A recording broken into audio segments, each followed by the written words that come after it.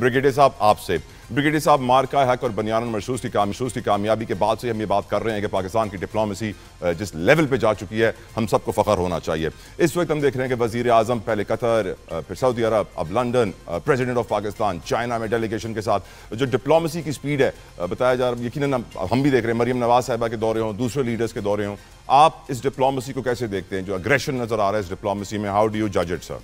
असल में अगर आप देखें ना तो पूरी दुनिया के हालात बदल रहे हैं और उसके अंदर नई नई जोहतें जो है वो आपको सामने नजर आ रही हैं। जिस तरह आपने देखा कि तीन मेजर क्लैशेस जो चल रहे थे, जिसमें एक तो गजा की वॉर है, दूसरा यूक्रेन की वॉर है और तीसरा ईरान इजराइल के ऊपर हम आपस में स्टैंड ऑफ जो हुआ, फिर पाकिस्तान और इंडिया की जो आपस में स्क्रिमिश हुई, वो तो चलो अपनी जगह पे मौजूद थी, जिसमें पाकिस्तान ने अपनी सुपीरियरिटी बनाई।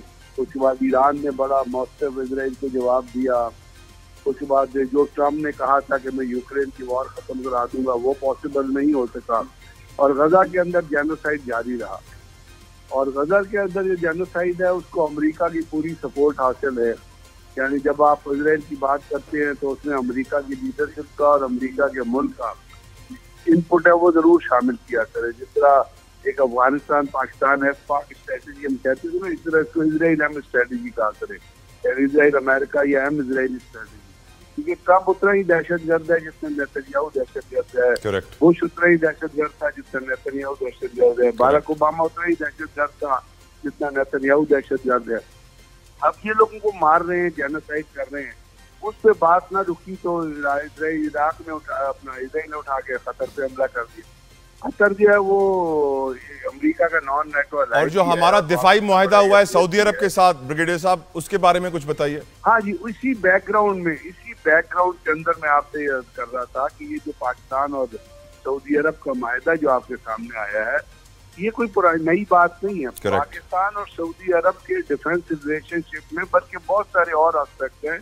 उसमें जो दोनों की आपस में कुर्बत है और जो रिलेशनशिप है वो अरसे से चल रही है। पाकिस्तान की फोर्सेस वहाँ पे 1980 से डिप्लॉयड रही हैं, उनके ऑफिसर्स हमारे पास कोर्सेज करने आते हैं।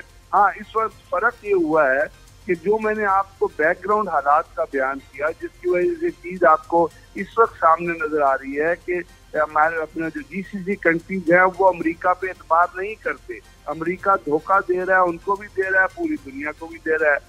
तो अब ये जो डॉक्यूमेंटेड रिलेशनशिप है, इसके अंदर अगर आप क्लॉजेज उठा के पढ़ें तो उसके अंदर सबसे इम्पोर्टेंट चीज जो कही गई है वो ये है कि पाकिस्तान और सऊदी अरब एक ऐसे माहिदे में जुड़े होंगे जिसमें दोनों से किसी एक पे हमला जो है, दोनों रियासतों पे हमला तस्वुर किया जाएगा। अब इसका मतलब है कि जो पाकिस्तान सऊदी अरब की डिफेंस कोऑपरेशन है वो आने वाले दिनों में और बढ़ती जा रही है। तो एक तो ये है कि ये कुछ कंपल्शंस हैं इस वक्त मिडिल ईस्टर्न कंट्रीज की कि वो अपने पाँव पे नहीं खड़े हो सक रहे इतनी बड़ी दौलत का अंबार रखने के बावजूद। तो एक ऐसी जैसे दुनिया में अभी आपने देखा और भी अलायंसेस बेतहाशा बन रही हैं और उसके तनाजुर में जो पाकिस्तान और सऊदी अरब की जो आपस में एक रिलेशनशिप साइन हुई है, ये बहुत मीनिंगफुल है और बड़े इसका टाइम ट्रैकर जो है वो बड़े। सर हम आपसे मैं एग्री करता हूँ, ब्रिगेडियर साहब, जब वो जनरल राहील शरीफ साहब जब सऊदी अरब गए थे तो उस वक्त भी हम समझ रहे थे कि कॉपरेशन बढ़ जाएगी और बहुत मीनिंगफुल है। आज भी हम यही कह रहे हैं। Let me move forward sir, with all due respect. Bukhari साहब, आपकी तरफ आना चाहूंगा। आप इस अग्रेसिव डिप्लोमेसी को कैसे जज करते हैं, कैसे रेट करते हैं सर? बिस्मिल्लाहिर्रहमानिर्रहीम। बहुत शुक्रिया तला भाई आपका। देखें तला भाई, एग्रेसिव डिप्लोमेसी क्या होती है जी? मेरे सामने तो ये एक नई इस्लाह आपने रखी है। डिप्लोमेसी जो है ना वो हमेशा विजडम से होती है, याद रखिएगा मेरी बात। अगर दौरे करने से ही डिप्लोमेसी बहुत तरक्की कर रही होती तो पीडीएम की गवर्नमेंट के अंदर बिलावल भुट्टो साहब उस टाइम आपके फॉरेन मिनिस्टर थे और यही साहब जो अभी प्राइम मिनिस्टर है, ये प्राइम मिनिस्टर थे तो 80 से ज़्यादा दौरे किए थे उन्होंने। लेकिन अनफॉर्चुनेटली एक डॉलर जो 2022 का 10 अरब डॉलर का प्रोजेक्ट बताए गए थे सैलाब की सूरत में जो देने थे आपको यूरोपियन यूनियन ने या इंटरनेशनल वर्ल्ड ने, एक अरब डॉलर क्या, $1 भी नहीं आया क्योंकि हमने प्लान ही नहीं दिए। सो आपको अपने गोल्स खुद सेट करने होते हैं। बहुत अच्छी बात है, सऊदी अरब हमारा इस्लामी भाई मुल्क है, हमारा वहाँ पर रूहानियत के अलावा हमारा वहाँ पर मजहबी बहुत ज़्यादा लगा हुआ है, हमारे साथ वो चलते हैं, मुश्किल टाइम में भी चलते हैं, हमें उधारा पेट्रोल फ्यूल्स भी देते हैं, सारी बातें अपनी जगह।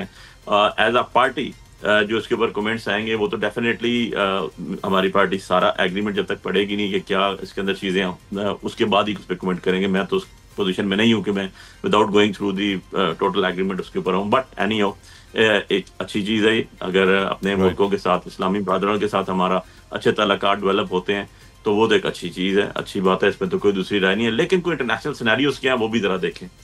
एग्रेसिव कह लें आप, या बहुत ताकतवर जवाब, या बहुत ताकतवर स्टांस, या बहुत ताकतवर हालात के मुताबिक तो हमारी इस सिटिंग गवर्नमेंट ने कभी भी कोई स्टेप नहीं लिया। फॉर एग्जाम्पल नेतन्याहू ने अभी कुछ दिन कबल स्पीच की, 2 दफा उसने पाकिस्तान का नाम लिया। जवाब में हमारे प्राइम मिनिस्टर ने क्या कहा, जवाब में हमारे फॉरेन मिनिस्टर ने क्या कहा, जरा मुझे बताइएगा अगर इन्होंने कुछ कहा हो तो।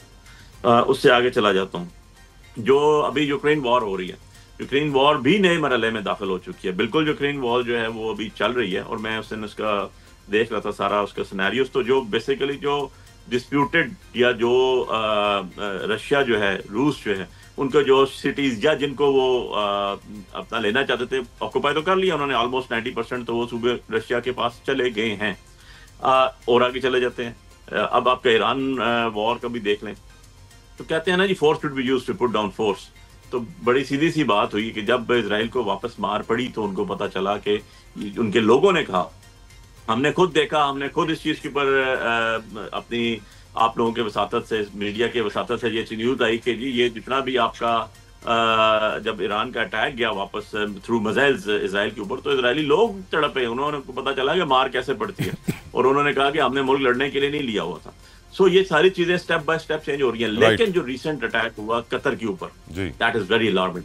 अब कतर के ऊपर जो अटैक हुआ, कतर के अंदर सबसे बड़ा, अब सबको पता है कि अमेरिकन बेस मौजूद है, और कतर सबसे बड़ा अलायंस भी है यूएस का, और इवन एंड अदरवाइज वहां पर अटैक हो जाता है, और उसके बाद रिटेलिएशन क्या हुई मुझे नहीं पता, आप लोगों को मुझसे बेहतर पता होगा, मैंने तो नहीं देखी एटलीस्ट अभी तक कोई। सर कतर को पता चला कि वो जो उसने महंगे गिफ्ट दिए थे, वो $400 मिलियन का जहाज, वो $1 ट्रिलियन के ट्रेड एग्रीमेंट्स, वो फेल हो गए, और जिसपे वो तकिया कर रहा था कि ये मेरा दिफा करेंगे।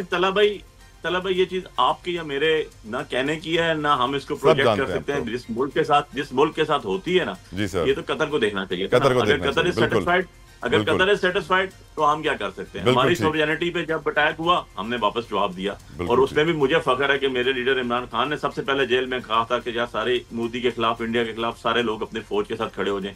आज तक नवाज शरीफ साहब की तो स्टेटमेंट ही कोई नहीं आई उसकी। बिल्कुल ठीक सर। और उसके अलावा एक चीज और मैं जरूर ऐड कर दूं, दोनों के हवाले से मुझे एक चीज याद आती है, वो ये याद आ रही है कि हमारा मुल्क पाकिस्तान इस टाइम बहुत ज्यादा क्राइसिस में है सैलाब की वजह से।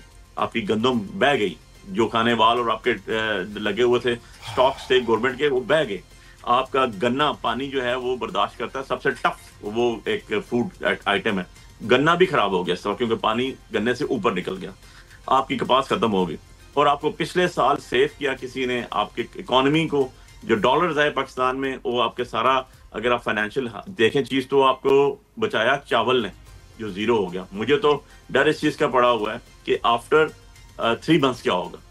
मेरी नजर में सर ये अग्रेसिव डिप्लोमेसी की एक वजह यही है जो आप कह रहे हैं कि जो मुआशी बहरान आने वाला है। अभी मैं इस्लामाबाद में आपको बता दूं, इस्लामाबाद की बात बता रहा हूँ, किसी छोटे शहर की नहीं बता रहा हूँ। इस्लामाबाद के अंदर और बड़ी मार्केट्स, आप F7, अपारा, मेलोडी, जहां चले जाएं वहां से चीनी लें, आपको 1 किलो चीनी सिर्फ मिलती है। इसके ऊपर चीनी आपके ट्रॉली में से निकाल लेते हैं।